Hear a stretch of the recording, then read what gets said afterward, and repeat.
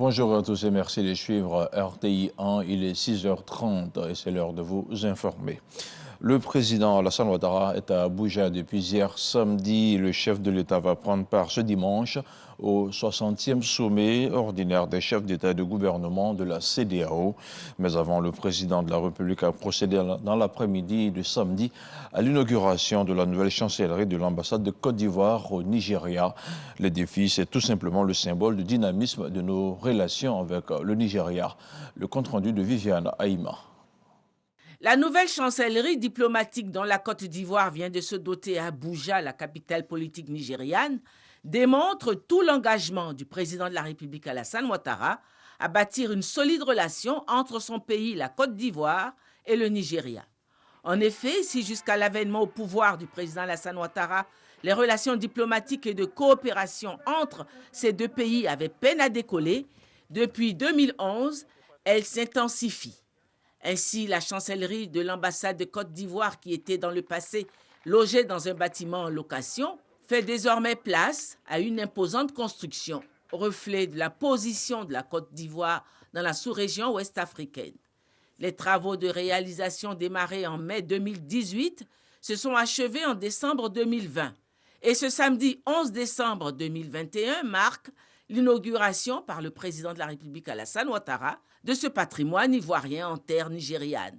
Cette belle bâtisse contribuera, à n'en point douter, à la promotion de l'image de marque de notre pays et à accroître sa visibilité auprès du Nigeria et de la CEDEAO, de même que dans le reste du monde. Superficie totale, 8130 mètres carrés. Il comprend un bâtiment principal de 3 niveaux, ainsi que des locaux techniques pour abriter les services administratifs et consulaires. La communauté ivoirienne au Nigeria est estimée à plus de 3000 personnes. Hissant fièrement le pavillon ivoirien en plein cœur du quartier des ambassades à Abuja, cette nouvelle chancellerie de la Côte d'Ivoire, réalisée par le constructeur Bouygues, se veut le reflet d'un pays qui aspire à se faire une place parmi les grands. La cérémonie d'inauguration de la nouvelle chancellerie s'est déroulée en présence de plusieurs personnalités ivoiriennes, nigérianes et internationales. Je vous propose ici d'écouter quelques réactions recueillies au micro de Viviane Aïma. Au nombre des personnalités ivoiriennes présentes à cette cérémonie d'inauguration de la nouvelle chancellerie de l'ambassade de Côte d'Ivoire au Nigeria, une grande dame, par son efficacité, sous une modeste apparence. Il s'agit de l'ambassadeur Touré Maman, qui a dirigé la mission diplomatique ivoirienne au Nigeria et auprès de la CEDEAO de 2012 à fin janvier 2020. On peut considérer sans prétention qu'elle a été le chef d'orchestre dans la réalisation de cette nouvelle chancellerie diplomatique ivoirienne. Au four et au moulin, sans complexe aucun, elle a porté ce projet dans sa conception jusqu'à sa réalisation, démontrant brillamment que seul l'acharnement au travail est la clé du succès. Mes sentiments sont des sentiments de joie, voilà, et vraiment de fierté pour le président de la République. Un bâtiment qui a une architecture imposante, qui fait la fierté, n'est-ce pas, de toute la Côte d'Ivoire et qui provoque des envies chez tous nos amis, tous nos partenaires du corps diplomatique et même nos partenaires, nos amis du Nigeria. Retour ici à Abidjan, le MIVA 2021 s'est terminé. La 4e édition du marché ivoirien de l'artisanat a refermé ses portes avec un dîner gala à l'honneur du chef du gouvernement, le Premier ministre Patrick Achi.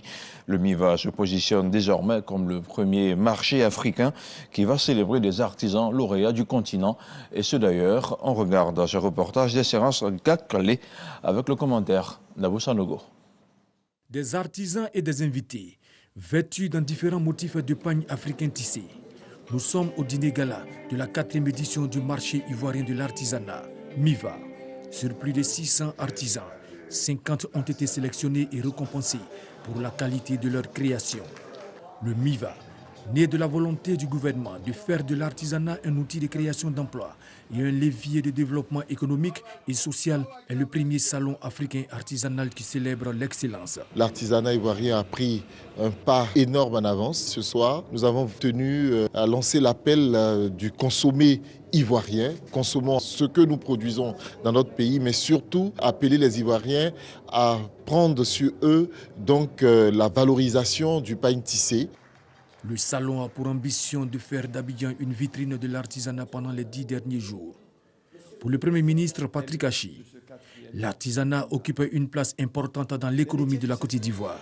Les métiers du secteur de l'artisanat deviennent pour nous une aubaine relative pour le travail des jeunes, mais également des femmes de tout âge. C'est un vivier d'emploi pour promouvoir les hommes et les femmes en ce qu'il offre d'énormes opportunités en matière d'emploi, de formation et de création de richesses. Ainsi, au travers de ce MIVA et de la forte implication du gouvernement pour sa réussite, il faut percevoir la volonté du chef de l'État, son Excellence le Président Alassane Ouattara, de valoriser davantage nos produits locaux et l'ingéniosité des acteurs du secteur de l'artisanat et de mieux préparer le secteur de l'artisanat à prendre toute sa place dans la mise en œuvre du plan national de développement 2021-2025.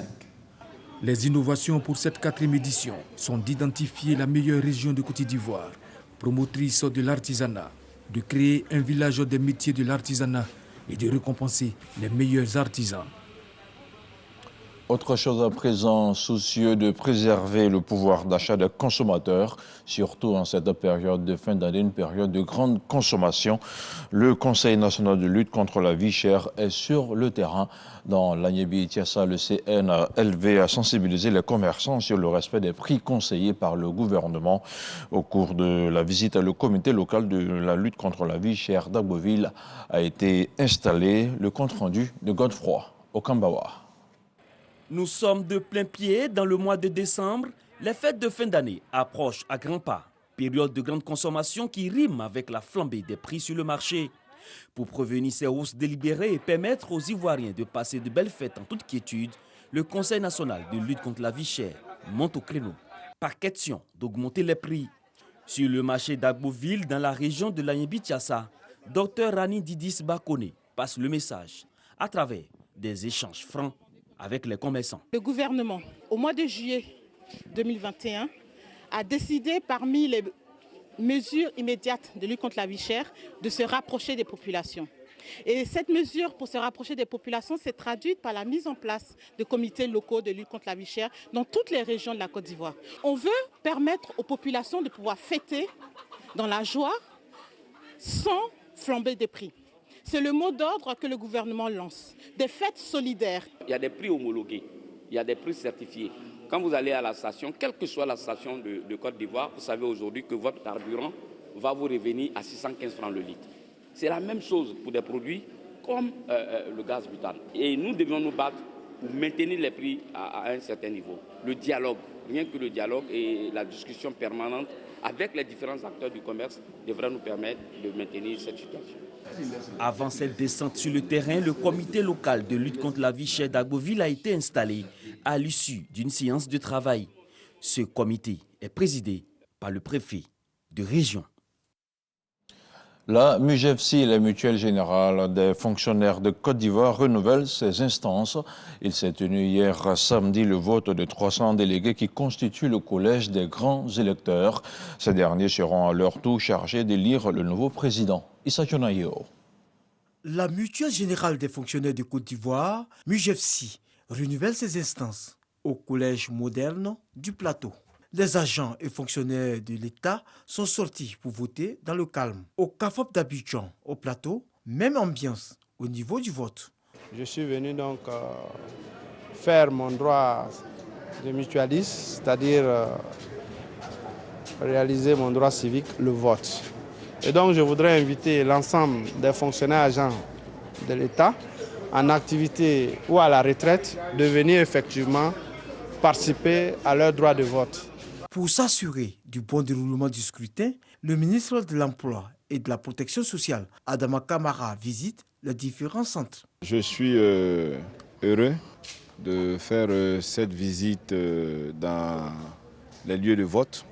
c'est l'élection des grands électeurs devant eux à leur tour élire le conseil d'administration et le président de la MUJEFSI. Ces élections sont une occasion pour le ministre Adama Kamara de parler du programme de gouvernement du président de la République Alassane Ouattara. Il s'agit de mettre en œuvre le programme du gouvernement qui est la Côte d'Ivoire solidaire et que la mutuelle MUJEFSI est une des expressions de cette solidarité agissante qui caractérise notre pays.